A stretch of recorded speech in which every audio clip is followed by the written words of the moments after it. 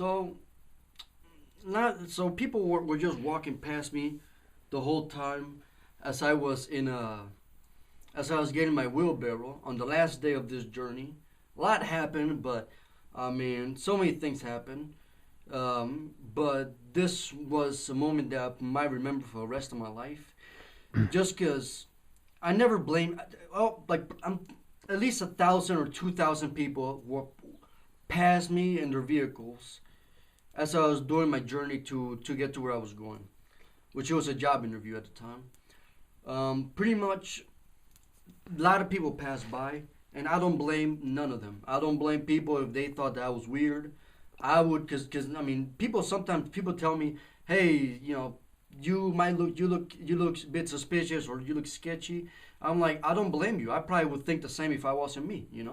It's just what it is. I mean, I don't really do anything to make my appearances look pristine. I don't really care about material things, but yeah, no, I mean, a lot of people would have thought I was a homeless man before I was homeless, just because, you know, I just don't care about haircuts or care about looks and anything. But I'm gonna tell you a story about the reason why I don't blame people for not picking up a hitchhiker or giving people a ride, or just strangers, and really, not trusting strangers is not a bad thing. I mean, it's okay to be judgmental at first. I mean, I don't blame people if you gotta be able to recognize patterns. If you.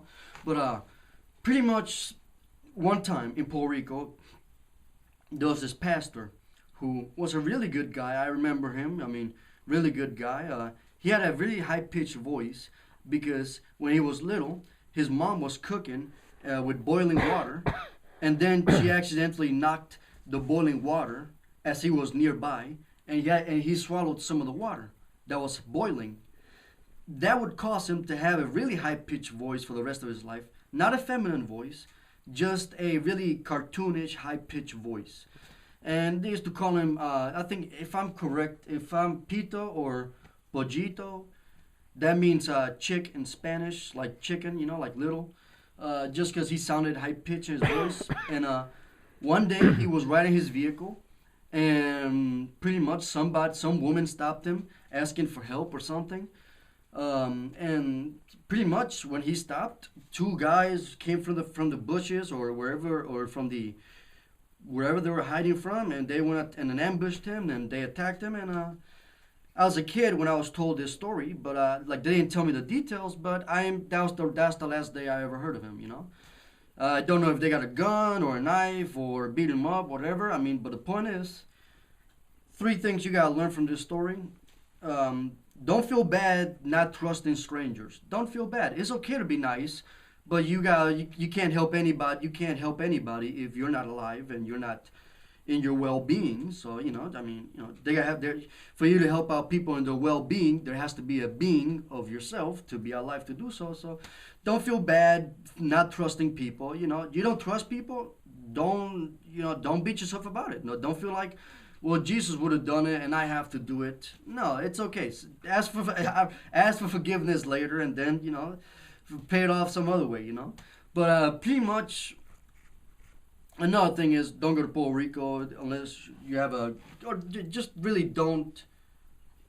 It's hard. It's hard to say don't be You almost gotta afford being a hero in this world. Meaning, if you got a gun, or if you got like a bulletproof car, or you got anything that a cop would have, or any of those things. Just because, looks can be deceiving. And, yeah.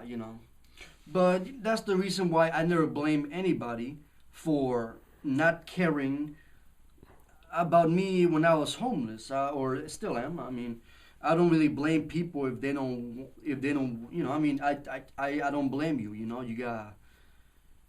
I mean, nobody, like, it was weird getting Jason to trust me, because he didn't know nothing of me. It just full on scratch, and somehow he felt like he just stopped by, and he just asked me like, hey, how you doing? I told him the story. We had a little small talk.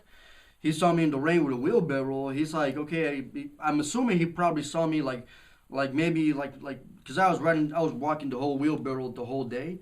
So I imagine he probably saw me like earlier throughout the day and was like, "Whoa, what?